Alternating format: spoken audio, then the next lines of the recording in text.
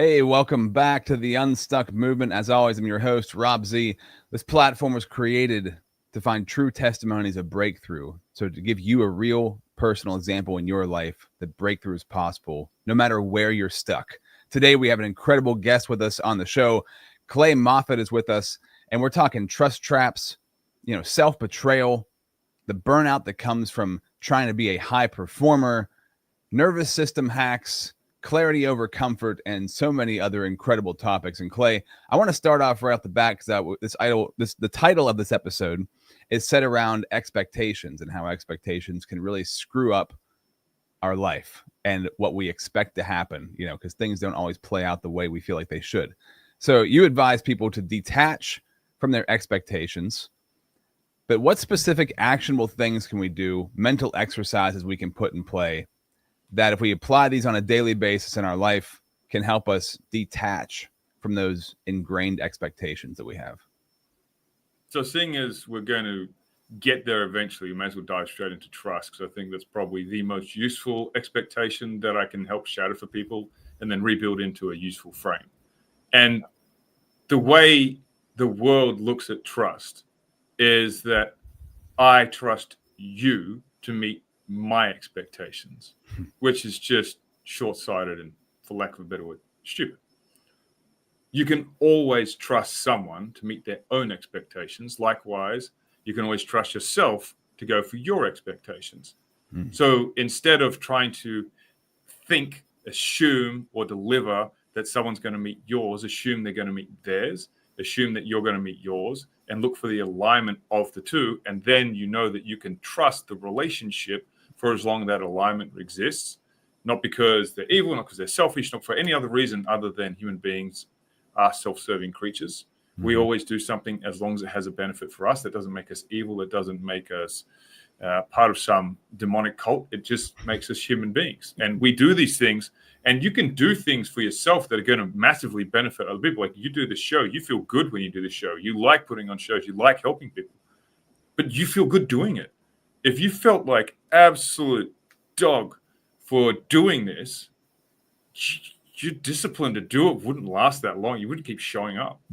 And it's not a bad thing to feel good helping other people. And it's not a bad thing to get something out of it. So I think that's possibly one of the biggest expectations that I would argue the majority of people don't understand. And I would say that the misguided view of trust is one of the biggest things that sets them up for failure. So the daily practice, or the daily strategy, a word that I'm going to steal from you, the technology that you can use, is just simply asking a question, right? And paying attention to a question. And the question is, what is the incentive that's driving this other person's behavior? Now, at first, when you start this, you're really going to be like clutching at straws and like pulling from thin air. But as you start to unpack their nonverbal behavior and start to unpack the substructure of their language, which you can do through training and processes and like understanding, you can start to create narratives that are very visceral and very, very accurate. And so when you start to pull apart their incentives, then you start looking, okay, does that incentive lead to a positive outcome for me? Okay. And then now you're just checking, okay, are we still in alignment? Do we still have alignment? Do we still have alignment? And recognizing that trust isn't this permanent thing that's going to last forever, that it is a process, and processes ebb and flow and they shift. And as long as you're paying attention to the fact that the process happens, then you don't get stuck in what I call the trust trap, and you start being able to, which is like my whole thing about the whole book, is being able to get to a point where you can trust everyone. And I literally mean everyone, and come from a place where you're not getting betrayed, you're not getting screwed over, you're not having all these mistakes happen, because you're looking at the world from a more objective point of view, where you're taking the ownership and you're not being the victim. I love that. That's really good. And it's really important because it can be very hard to step into every situation and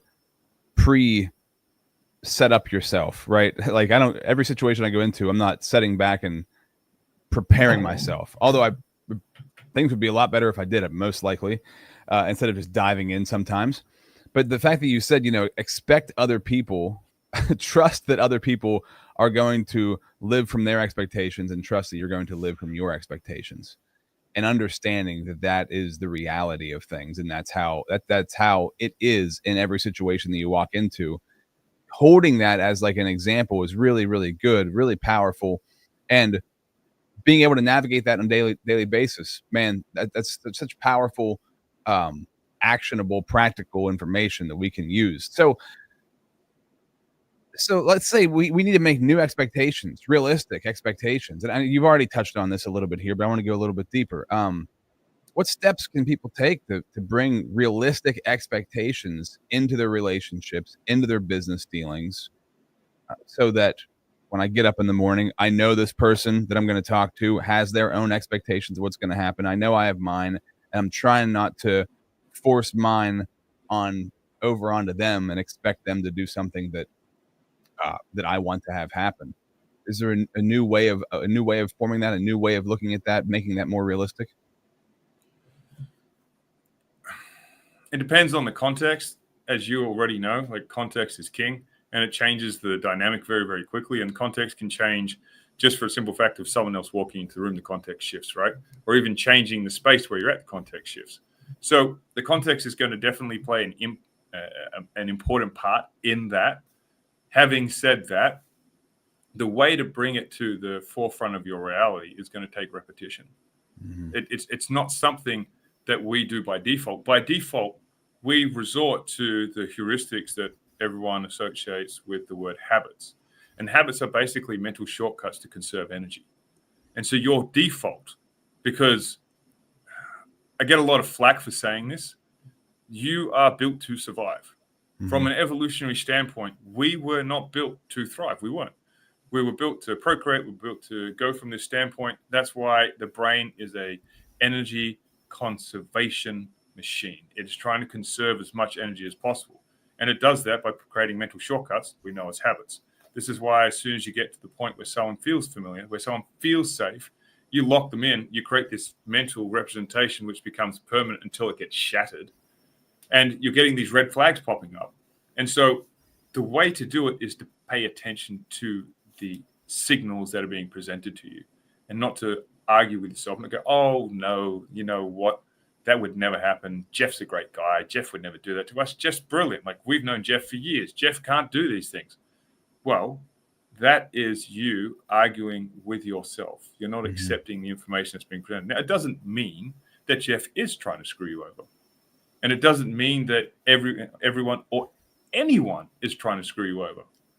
And coming from a frame of reference where you realize everyone, including you, including me, is acting in their own best interests, then you realize it's never really about screwing over. Now, to say that there are psychopaths and sociopaths and narcissists that really don't have the intention to make you feel good, but that's not 90% of the world.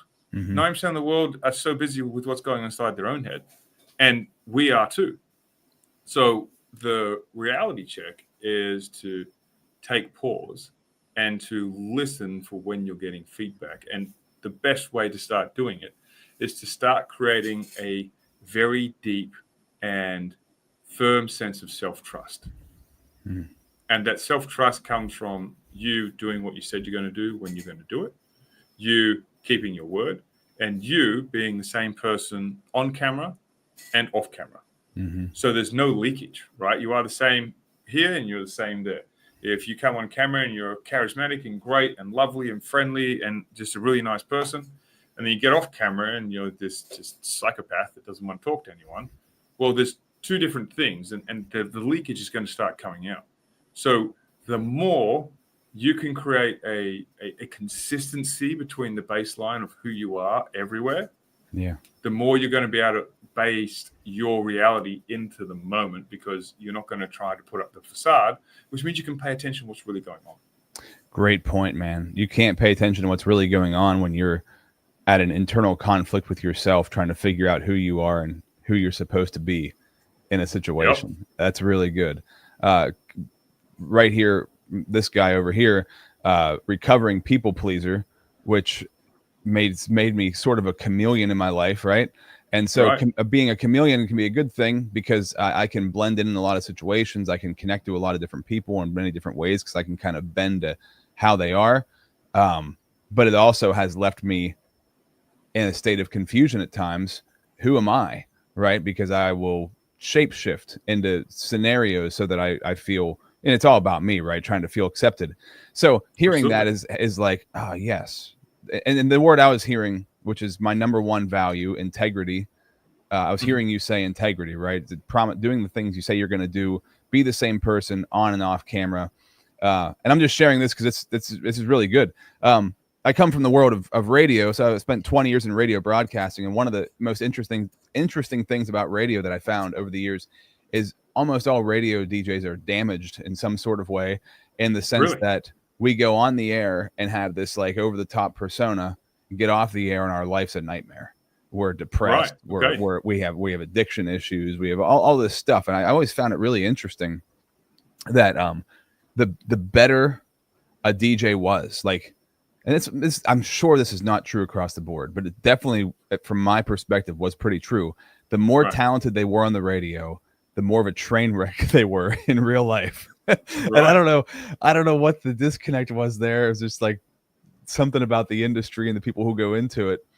So you saying what you just said is like, right, man. If you can't, and this is what I struggled with a lot in my life, trusting myself, because I would be two different people. The person I felt like I needed to be, and then the person that I actually was. And talk about, it's a crisis. You experience crisis in that. I just said a lot of information right there. So I want to get your response to that. But before we do, I have to say a little bit more. I got to welcome people to the show. The Unstuck movement was created to help you find breakthrough in your life. So I want this episode, this example of breakthrough, to be a prime example that breakthrough is possible for you. We're sponsored by the Connected Leaders Academy. Check out connectedleadersacademy.com, and also the Pro Podcaster Academy at robzwentz.com. Today with us, we've already been talking to him. He's an amazing guy. Clay Moffat helps high performers break cycles of self-sabotage and reclaim trust in themselves without fluff or therapy speak. His raw, neuroscience-backed approach provokes clarity, transformation, and accountability at the deepest level. So me sharing what I just shared, are you a recovering people pleaser? Did you have trouble trusting yourself in the past? What led you to this being your thing? So before we get into that, I just want to quickly dial in on something that you said.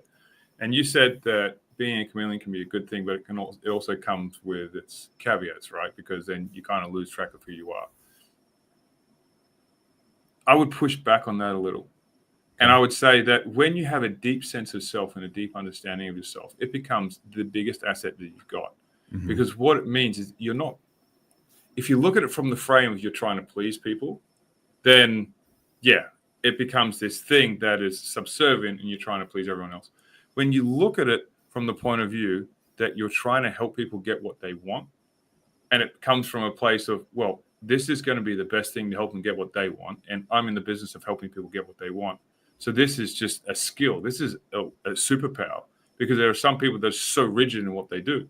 And as you start to really unpack the layers of who you are, Rob, you start to get this amazing thing that you can be flexible in this specific context to help this person and lose absolutely nothing of who you are as a person. Mm-hmm. And recognize that this is just an extension of how you can show up to help people, as opposed to a shift in your identity. And they're two very different things. Yes. And that's a great way of putting that, because as I've grown in this, I know that the more secure I am, the more I trust myself, the higher my integrity, I can still, it's like, I compare it to good leather. Good leather is super bendable, but never breaks.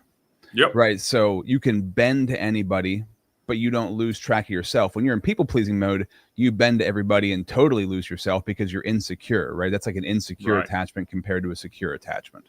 Exactly. And so the more I build that secure attachment, the more I can bend without totally losing myself in that. That's really good. Thank you for that. So what about you? Was that your story? How did this end up being what you do? No, man.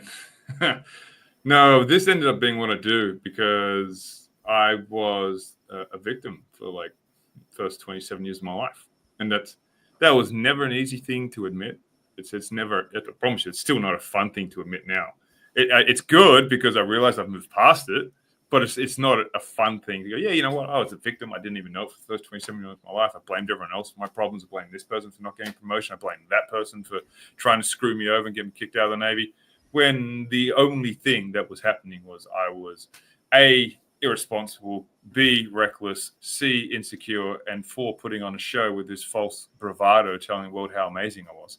And it came tumbling down because the only common denominator between me not getting what I want in every facet of my life, whether it was school, whether it was work, whether it was going to a new profession, whether it was the women that I deserved to get, whatever junk I was telling myself, was me. And so I was like, you know what? This person screwed me over and this person did this. So you know what? I'm going to go and I'm going to study language. I'm going to make these people like keep their word to me. That's how I got into this. It had nothing to do with helping anyone else. It had nothing to do with like, I'm going to help people. I'm going to help myself. No, I was a victim till the bitter end. I was dragging and screaming myself. I was like, you know what? People are going to do what I tell them to do. There's going to be like something I learn. And after a couple of years of doing that, I discovered NLP and hypnosis. And I went on a couple of trainings and I had drastic shifts in those trainings, like massive. And I came back and people saw the change. They're like, oh, what did you learn? So I started just like messing around with them. And they were like so pumped about the change that I helped them with. And they felt different. Their thoughts were clear. They felt the best they'd ever had. They're recharged. They're ready to go again. They're re-inspired to take on life. They're motivated to try new things. And I was like, wow, this is really cool. I feel really good feeling this. And it just kind of spawned out of that. It was never an intention. I never had any desire to go down this path, but I seem to have a different approach. Have you ever done Jordan Peterson's Big Five? So his personality assessment? No, I haven't. So there's like 5 key characteristics, and I'm going to mess up what they are. So is it something you can take? Do you take that online? Where do you find that at? Oh, it's going to be another question. Oh, sorry. You don't need to. I'll find it. Don't worry about it. I'm interested. I'll dig it up. Go ahead. I'll dig Carry it on. up. Yeah. Carry on. But there's these certain characteristics, and one of them is compassion. And basically, you're rated, and you go through all this questionnaire, and you rate yourself. And out of a room of 100, you get a percentile of what you're in. And I always forget how it works with percentiles, but I'm pretty sure I was in the 99th percentile, which means like out of a room of 100, 99 people were more compassionate than me. Okay. And people were like, how the hell can you be a coach when you don't have any compassion? I said, it's pretty simple. I do have compassion. It's just I care more about your results.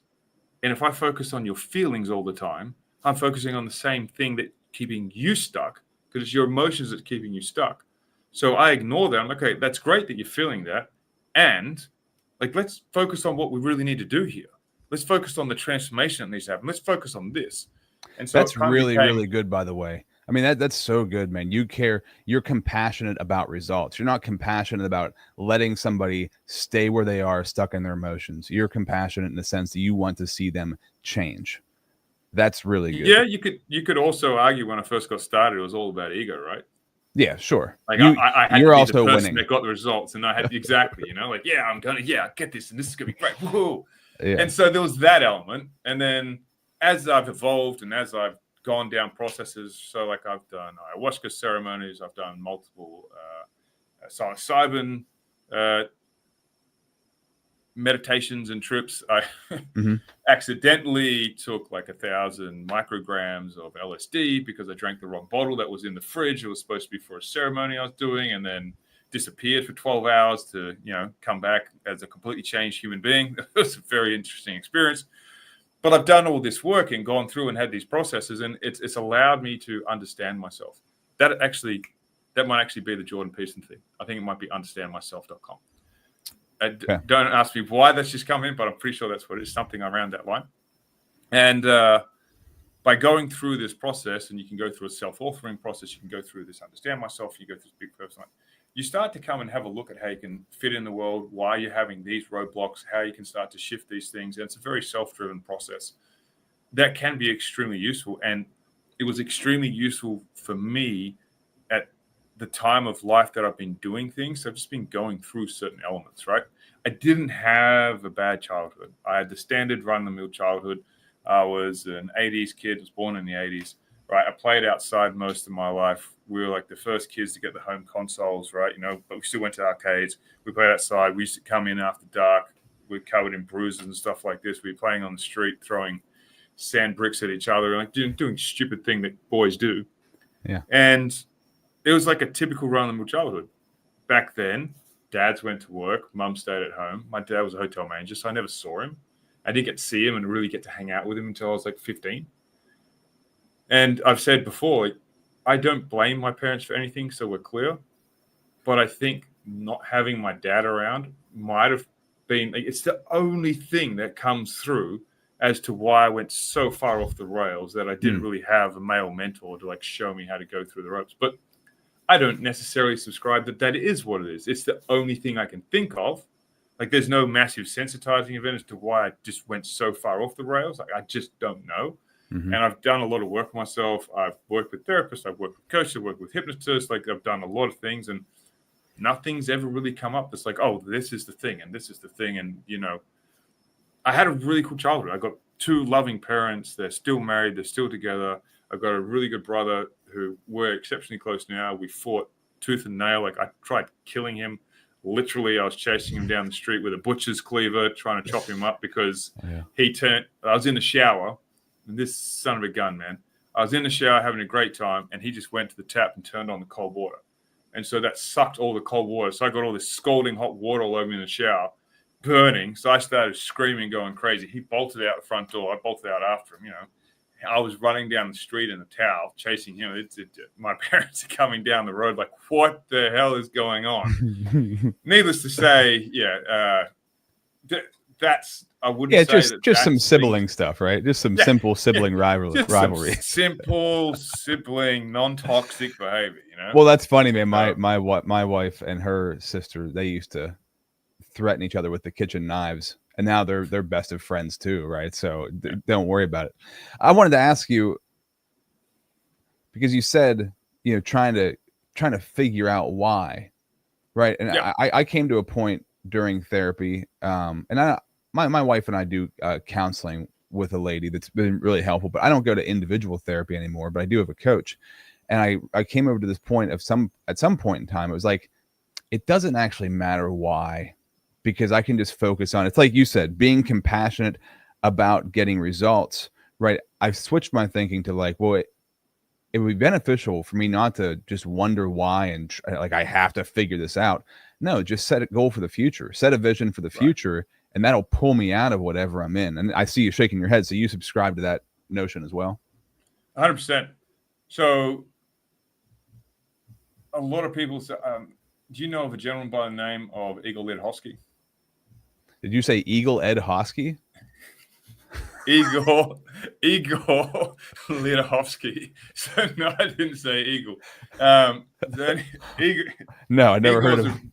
Really good dude. He's a conversational hypnotist. He did a hypnosis training academy, and I was when I first started out, because I was working with fighters. He's into martial arts. I ended up being on his podcast. It was like the first thing I did, and I was way too green to be going on a podcast at that stage, but I went anyway.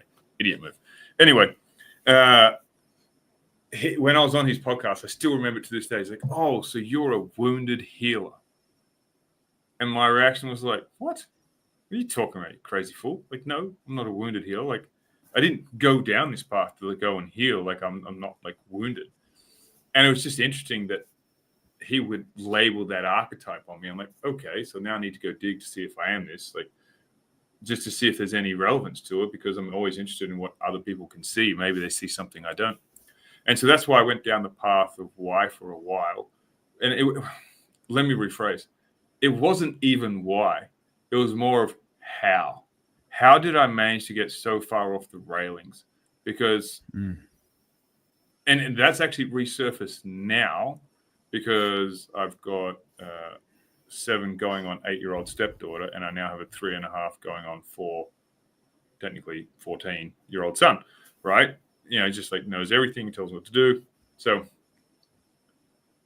for me, the how was super important, because I want to be as available to my kids in a way that, for the best way possible, I create the best place and the best platform for them to know they've got the support, to know that, I mean, I can pick up on it. I can start seeing things. I've done a lot of training in this, so I'll be able to see when things are going, but more so to see, like, hey, like, was there something that started to call me there? And like, how could I do it differently? And how could I show up? And how could I correct it? And so to look at that from more of an analysis point of view of like, what's the processes and the mechanisms I can put in place? And so that was more like the massive drive. The why was just, it was just so confusing to me that I managed to get so derailed off of something that, to me, have you seen the movie Dodgeball? Yeah. Right? I'm like average Joe gymnasium. I'm not trying to show you this fancy shop there. Like, it's like, I'm just this average guy. I've got nothing really spectacular. I'm nothing special. I'm a special snowflake in a snowstorm with a million other special snowflakes. Like, we're all special snowflakes. So yes, I'm special, but so is everyone else. And we've all got different qualities and different strengths. And it was just, for me, it was more fascinating to understand how the brain went down that path. What triggered certain things. So I go like, oh, cool. So what, maybe I could apply this, and maybe this could go here. I was just fascinated with how it worked. And that was more the driving factor behind that. Yeah, that's I'm a very theoretical person. I understand, totally can understand that. It's like, why, how, knowing the theory behind it, and you can get lost in that too, right? You can get lost in wondering why and never take action. So you've got to find a healthy balance of those two things.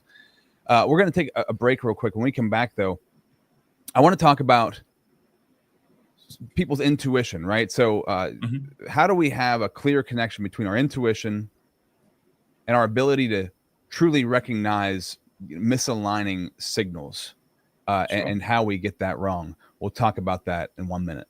Are you struggling to make consistent, valuable content for yourself? Do you want to have an efficient and effective way to create content that attracts the people that you want to connect with in life, the people you want to build relationships with in business? Do you want to be the go-to authority at what you do, at what you're great at? Would it be helpful for you if you had a platform that connects you to incredible people in your industry? The kind of platform that gets you leads and lands you clients without you having to beat down anybody's door or blow up anybody's inbox. Whether you're already creating content or you're desiring to start and it's something that's been kind of burning inside of you for a while, I urge you and encourage you to check out the Pro Podcaster Academy. Get started right now. Join the waitlist at robzwentz.com.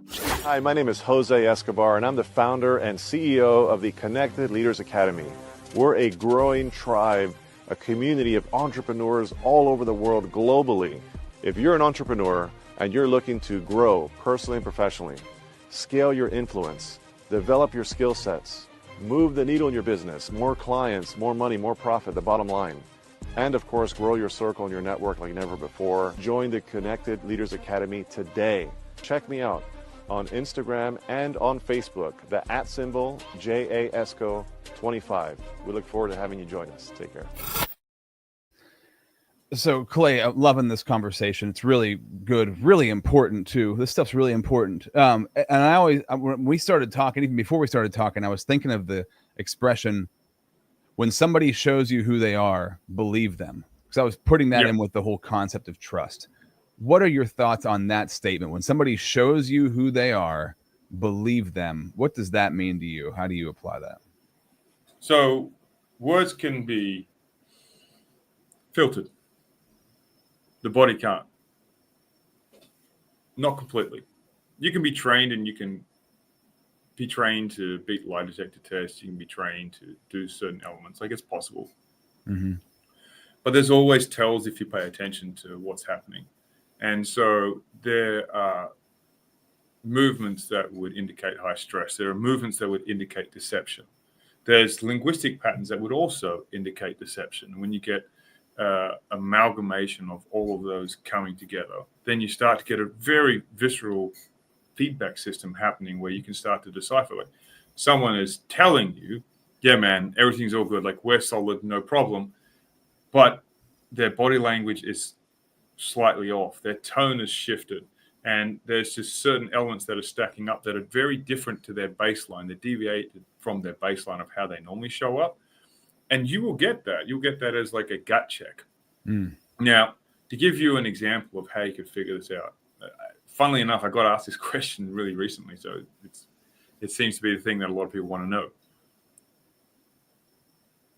Is there a food that no matter where it was served from, I mean, no matter where, no matter it was served on a gold-plated dish, you would not touch it?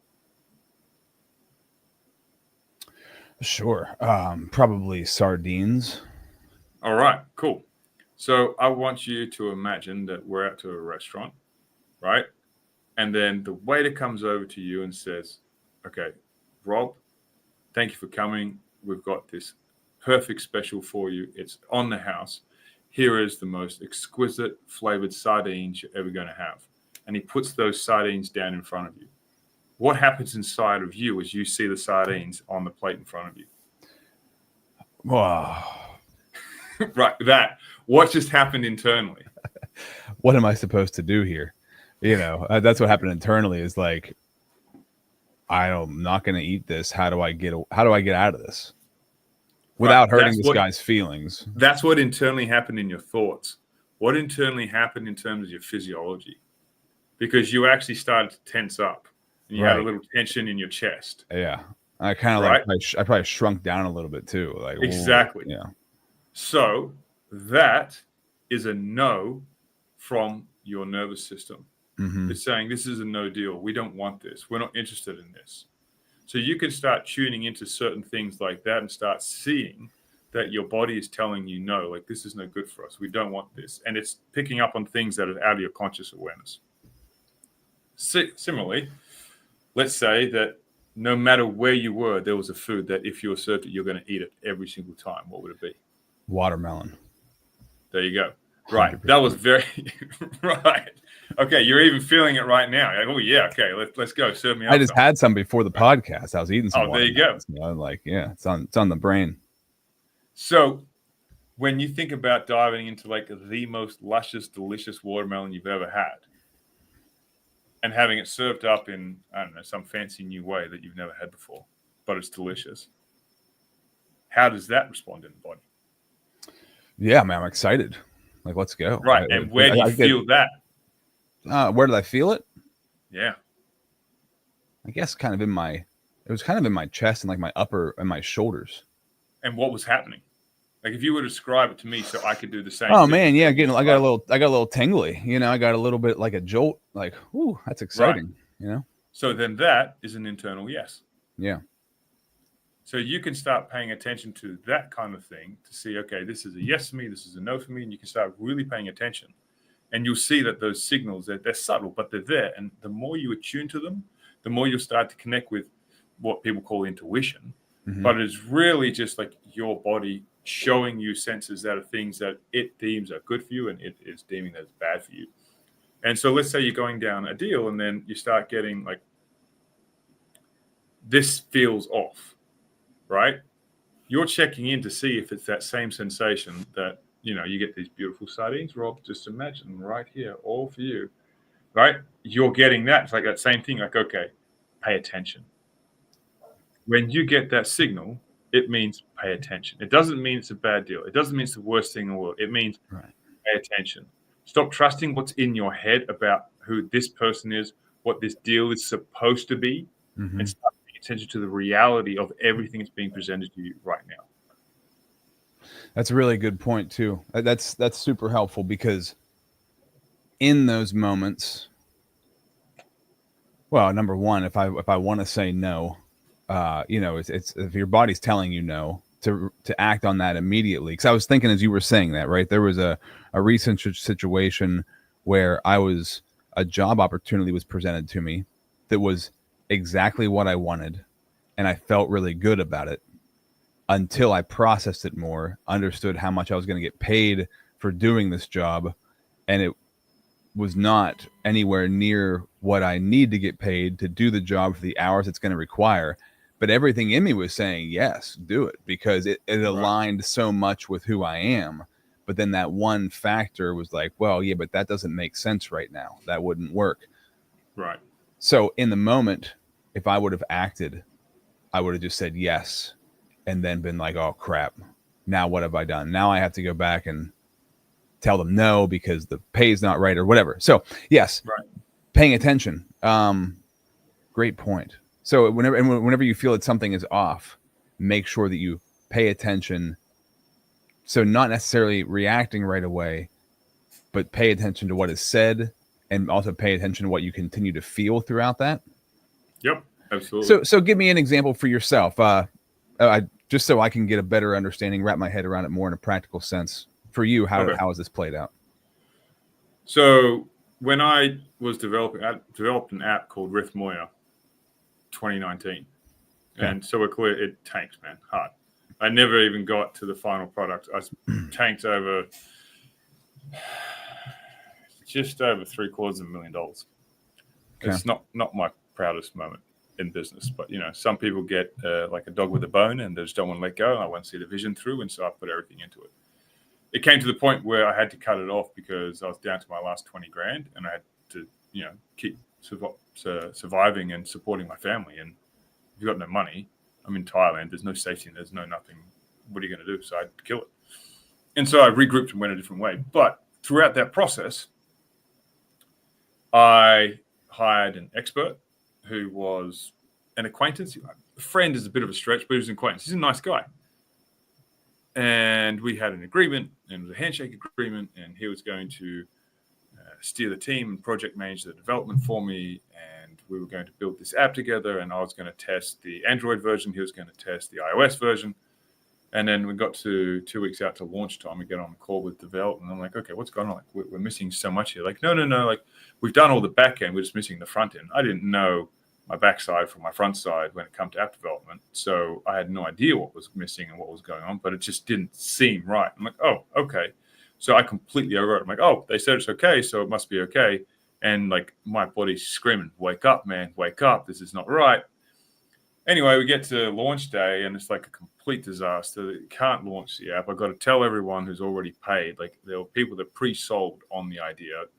I had like over 300 applications for it. Ended up putting through, like, I vetted everyone, put through like 120 people on the program. And it was like huge. I was like, I'm doing really well. This is great. It's going to be such a great thing. Like, I'm really putting this thing together. Anyway, come to find out that there is no iOS app. I'm like, what? I thought you were testing it. He's like, well, no, like, it didn't really happen. I'm like, so what have you been doing? So now I'm like, okay, is it the development team that's messing me about, or is it the project manager? Now I don't know. I give the development team the benefit of the doubt because the project manager literally told me he was doing this thing and he didn't do that thing. So I'm like, okay, we can figure it out. It'll be fine. How wrong I was. So then I continued with this development team, and they just carried on missing deadlines and telling me certain things, and telling me porcupines and lies, and all the drama just carried on unfolding. And so it got to a point where it came to a head, and I said, look, this is not acceptable. You guys are not acceptable. You haven't delivered on your end. I paid you more than what you asked for. We're not continuing. Like, I'm done. This deal's off. Oh, no, sir. We can still deliver. We can do this. We'll work for free. I'm like, I don't want it, man. Like, this is not, we're 6 months behind schedule. You told me you could build it in 4 months. So not only could you not build it in 4 months, you couldn't build it in 8 months because we're 6 months behind schedule. We're done. Like, this is just not happening. And I then went and hired another team. I did the hiring. I hired the project manager. I vetted everyone. It was good. But they started putting some shady stuff because it was all remote. I didn't really get to see anyone. I couldn't really track the code. I didn't have a technical expert anymore. And so I set myself up to fail that way. Third time round, which is the last effort, I hired all my own team. I hired my own technical director that reported directly to me, who I was paying, who would tell me exactly what's going on and was running the team. And everything was firing. And I wish I'd started that way because I was burning through around about 40 grand a month. Mm-hmm. And after 5.5 months, I just had to kill it because I just didn't, like, we were so close to cracking it, but I'd run out of cash. I'd killed my marketing budget. I'd trained up a team. I trained up customer service. I trained up coaches to like be live on the app and work. I trained like everything, paid for their support for 3 months to get them all trained up and ready to go. And then the app couldn't launch. And I paid them for like another month or two, and then it still wasn't ready, so I had to fire them. And then when I reached out to them to come back again, they're like, look, sir, like, thanks, we appreciate it, but we've got other jobs now, we can't. So I had to go and hire a whole bunch more people, do it all over again, and then it all failed again. So it was just oh my man, a mix of signals, you know, and I didn't pay attention. I wasn't paying attention to the reality. I was still paying attention to like, well, this is a trustworthy person. They're not going to do this. Like, we've done this. And so I was very much victim to that and not paying attention to the reality of what was happening present time and paying attention to like, this is the person that I hired. So this is obviously the same person that's showing up today. Yeah. And also you invested all that money, and being that invested makes it, the more time and the more finances are invested, the harder it is to just disband the whole thing, right? Yes. And I think the issue and what eventually came to be true for me was recognizing that the how wasn't really as important as the why and the what in that case. So the app was going to deliver change, and it was fantastic when it worked. Like, it was brilliant, and it did exactly what I wanted to do. And the feedback I got was just next level. It was perfect. But the whole point of me doing this was to help people change and help like a grander scale of people change. It's more affordable than working with me one-to-one. So I could just go ahead and deliver an online cohort program that builds with most of the things that has it, and it has like 80% of the stuff in there, and deliver like 80% of the results with 20% of the investment and the effort and everything like that. And so when I woke up to the fact that I was just kidding myself to cry and go and do this thing, I was like, let's just do what we know how to do. And so I did that. So if you would have been, you know, hindsight 2020, when would you have stepped in, and what would you have done differently in the beginning, like right off the bat? I wouldn't have even hired that project manager. But even before that, before that, like not knowing your technical, not having the technical expertise, but knowing the impact and change, what would you have, go like the whole way back to the beginning? How would you have approached it differently, listening to, because the intuition tells you to go towards the app and head in that direction. The first signs of, oh, this doesn't feel right. How would you have done it now? Well, the different process would be I'd go straight for my own team, and I wouldn't outsource to an agency, because when both times, while my own team was more expensive, both times when I went with an agency, there was no ownership of the agency, because like, I'll just go to another project within my team. They're not reporting directly to me. They're reporting to their team, and then their team's reporting to me. So there was no connection with the project. Yeah. When I had my own team, I could vet them. I could make sure there was a values alignment. I could make sure they were invested in the project. I could make sure they were interested in what they were developing. Do they have an interest in self-development? Were they interested in this kind of thing? And so when they saw the project, they were like 100% on board. Like, this is amazing. And they even stated, like, look, I'll work with you for another 2 months for free. I'm like, I can't ask you to do that, man. That's not okay. You know, like, that's how invested they were. And so that I would go from that frame of reference. But the most important thing I do is I would bring on a technical expert that would be able to verify what's going on, and just like a fractional CTO or something, I'm sure I did in the end, and have them just verify and check, okay, what's happening with the code? Are they actually making progress? Is this moving in the right direction? So they're not doing the coding, but they're just checking and verifying, and they're making up for my lack of subject matter expert knowledge. Yeah. As you're saying that, it's like finding people that share in your vision, right? So your own team is going to share more in the vision than an outsourced company that has a bunch of other projects going on, right? Number one. So a shared vision, like even if they're not you, they're not going to be able to see it exactly how you see it, but they're going to be able to understand that vision and follow through better. And then somebody who mentorship, right? There's somebody who understands something at a deep level, bringing them in to be the eyes and ears for it. It's a huge lesson to learn. It's a huge piece of the puzzle that we miss out on so many times, to cut costs, to expedite things, to speed things up. When usually those sorts of things are shortcuts, are usually a hindrance in the long run. I don't think in all cases, but in something like that, it sounds like that was the case. I got advised by a couple of my friends who were way more technical than I am. And I told them that I'm going to build my own team. They're like, don't do it. Just go with an agency, because there's things you're not going to know. There's unknown knowns, unknown unknowns, and all these other things that are going to rain down on you. So just you're not going to know what you don't know yet. No one knows what they don't know. That's the whole point of not knowing it. It's okay. And I would have just listened to myself, because in my gut, I really wanted to just build my own team. And so I would have started with my own team 2 years before I ended up starting, and I would have started with my full budget, and I likely would have ended up having an app. Mm-hmm. Interesting, man. Great example. Thank you for that. I appreciate that. And this conversation's been so good. We got to wrap it up, but I really value your time, Clay. This has been awesome. I want to encourage people to get your book, trusttrapbook.com. Do you want to share a little bit about the book? So the book is the book is an amalgamation of possibly what I think is one of the most useful things and useful frames that can stop people who find themselves in positions where they keep repeating patterns that leave them in positions of, let's just say, for lack of a better word, vulnerability. They leave them exposed, and not in a good way, right? Sometimes being vulnerable, and being vulnerable by choice, is a great thing. But being vulnerable because someone's taking advantage of you, or because you keep falling into the same pattern because you think that trust means this when it actually means something completely different. Mm-hmm. Well, there's two different things. There's two different protocols and processes and ways to go about that, so that you can start having the results that you want to have. And in essence, it was written because I had this one chance, this one window where I could make a difference in the world, because I was facing blindness, permanent darkness, with being blind in my left eye. My right eye started going out in November last year. And then the surgery that I had to have was the surgery that took my vision away ultimately in 2010 in my left eye.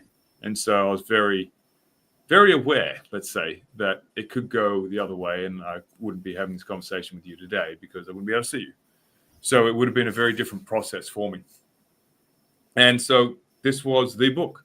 It was the thing that I think could make the most difference. It was the thing that I think could be used as a tactical manual to show you how to create self-trust. And when you change the way that you view trust, you change the way that you view the world, and the world views you, because now it's no longer me versus the world. It's how do I align with the world? Yeah, that's really good. How do you align with the world? I love, man, it's such an important topic. It's such a powerful lesson, so many powerful lessons to be learned there. So I encourage everybody to get that, trusttrapbook.com. As we end this thing, as I always do, if, say, you and I never talk again, people watching and listening, they never hear from you again, what is one lasting message that you'd love to share to leave everybody with? If you're on a journey of self-development, if not, and you haven't started yet, then this is possibly one of the most important things that I've learned for me personally. And once you understand this, you understand yourself in a way that just changes how you show up in the world forever. There's a common thing that people say, you're not broken, there's nothing wrong with you, et cetera, et cetera, et cetera. But when most people start their self-development journey, they're trying to fill some kind of internal void. I know I was for many years. And they're trying to find this external thing that's going to fix this internal thing. Mm-hmm. And if you start from the premise that you're broken, then nothing that you do that's going to come from outside of you is ever going to fix the thing that's broken internally. If you, however, come from a premise that there's nothing actually wrong, literally nothing. And yeah, sure, you may have ADHD or ADD, or you might be slightly depressed at the moment, you might be burnout. I'm not disputing those things. What I mean is, as a human being, you're not flawed, right? You have within you this structure, this mechanism, foundation that has had all this conditioning plopped on top of it. Mm-hmm. But that core unit of who you are that you started within this world, that is not flawed. Mm. And so you're never on a journey to try and fix yourself. You're on a journey to just let go of the layers that you've accepted as yourself that aren't. Great point. much easier said than done, right? A lifelong journey of figuring it Oh, out. yeah. But very true, man. Yeah, that is a really good way of looking at it, because all the things, everything that you see is like a curse in your life is a gift, depending on how you look at it, depending on how you utilize it. And learning about yourself, learning your personality and how you are and who you are, starts to see like, oh, okay, well, I act this way because of this. I did this thing because of these things. And those things they don't mean that I'm broken. They just mean that I'm wired a certain way, and I have to learn how to get back to my original wiring system, is what I hear you saying. Yeah, there's so many variables there. All right, man. Thank you, Clay. That was awesome. Thank you for the time. Another incredible true testimony of breakthrough on the show. Until next time, this has been the Unstuck Movement.